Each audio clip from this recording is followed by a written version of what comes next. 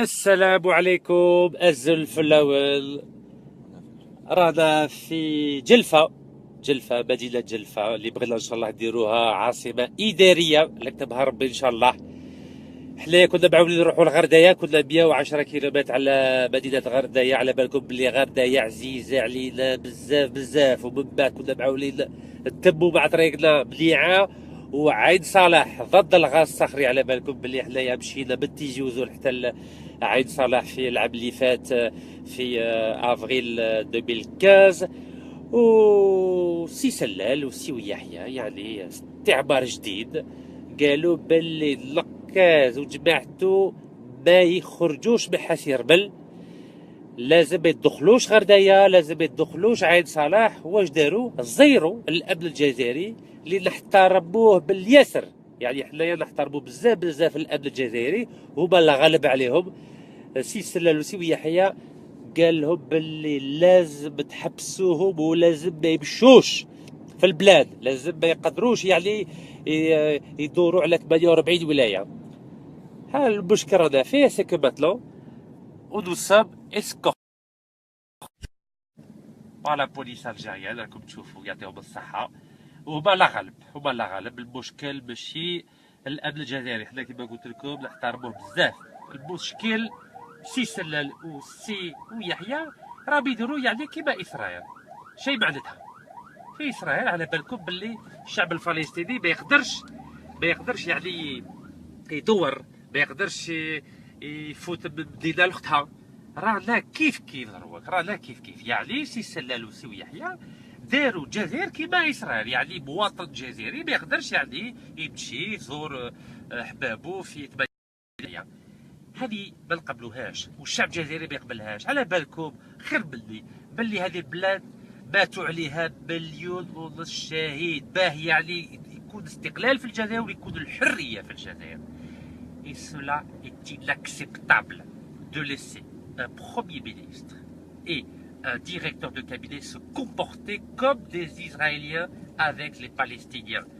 Je n'accepterai jamais que mes droits constitutionnels soient bafoués par un Premier ministre et un directeur de cabinet qui ne respectent pas la légalité constitutionnelle algérienne. Et je tiens à le dire solennellement. Et afin de démontrer à ces deux personnages de l'État algérien qu'il faut absolument respecter les droits de tous les citoyens algériens, je tiens à leur rappeler que ça suffit de défendre les intérêts de la France. على بالكم باللي فرنسا عندها 65% تاع الغاز الطبيعي تاع ولاية أضرار، وهذا الغاز راه في حسيربل، والصباح كنا في حسيربل وكشفناهم باللي هما راهم يحموا في لي زانتيغي مصاريح في لي زانتيغي تاع فرنسا في حسيربل. وهما كي شافوا بلي رحنا لحسيربل وكشفناه ما عجبهمش الحال، زيروا الامن الجزائري يعني ما يحبسونا. ديجا حبسونا البارح في المطار 3 سوايع، من بعد في بودواو 3 سوايع، من بعد قالوا لنا ممنوع ما يدخلوا في بومرداس، ممنوع ما يدخلوا في تيجي وزو. والبارح في الليل فاني زيروا عليهم، قالوا لهم باللي ممنوع ما يدخلوا في ولايه غليزان. ساعتين كنا في حمادنا في ولايه غليزان، ومن بعد فاني 6 سوايع اليوم في مدينه حسيربر. ورانا الجزائر راهي دولة القانون، دولة مدنية. ماشي سي بوتفليقة قال لهم باللي دروك في الدستور الجديد رانا دولة مدنية، ليتا دو دغوا. كيسكو سا فو دير سا؟ هذا سكوندال هذا. كيف يعني عندنا ديمقراطيه وراه يحكموا فيها سي 40 فولور اللي يبغاو يديروا ديكتاتوريه ولا كيف؟ هذه ما نقبلوهاش. اي جو ناكسبتوري جامي كو سي 40 فولور سو كومبورت كوم دي ديكتاتور. Le peuple algérien est un peuple libre. Nous sommes des démocrates et nous ne laisserons jamais un Premier ministre incompétent et un directeur de cabinet qui a tout fait pour négocier avec Israël, notamment par le biais de l'ambassade d'Algérie à Genève en 2009. Nous ne laisserons jamais ces personnages bafouer la légalité internationale et bafouer les droits constitutionnels du peuple algérien. Et pour cette raison, et puisqu'ils ne veulent pas que je puisse faire de la politique de façon démocratique et légale, كي هذو الناس ماهمش باغيين باللي يديروا السياسه بالطريقه القانونيه بالطريقه الديمقراطيه وبالطريقه السلميه. J'ai donc décidé d'être candidat pour représenter la communauté algérienne en France aux prochaines législatives ان شاء الله.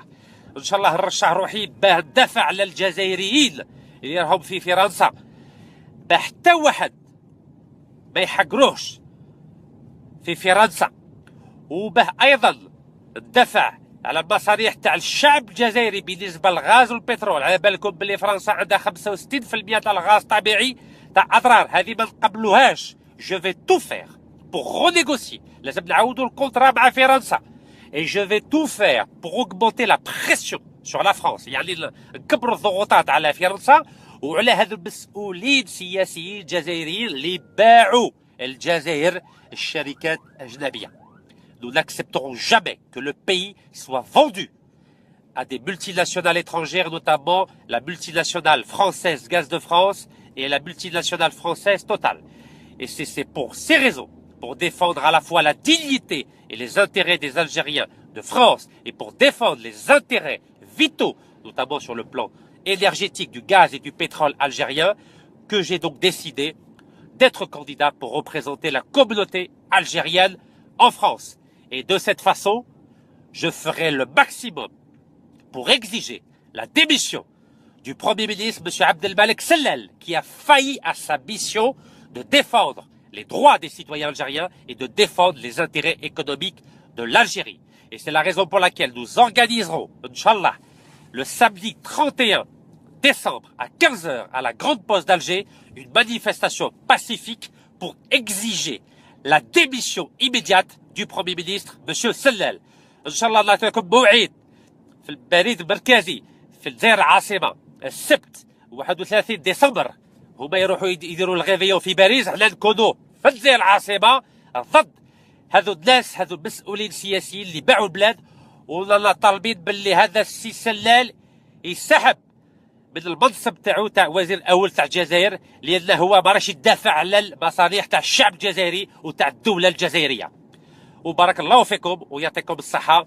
تادبيرت اي بون كوراج. دونك نو سام في ولاية جلفة، مانيش عارف كان يخلونا نهضروا مع الشعب تاع جلفة، وان شاء الله نديروها عاصمة إدارية ان شاء الله، وما نخلو حتى واحد يقلع لنا الحرية والحقوق اللي طوهم لنا الشهداء الله يرحمهم ويعطيكم الصحة. ورانا هنايا، رانا الجزائر راهي دولة القانون، دولة مدنية. ماشي سي بوتفليقة قال لهم باللي دروك في الدستور الجديد رانا دولة مدنية، ليتا دو دغوا. كيسكو سا فو دير سا؟ هذا سكوندال هذا؟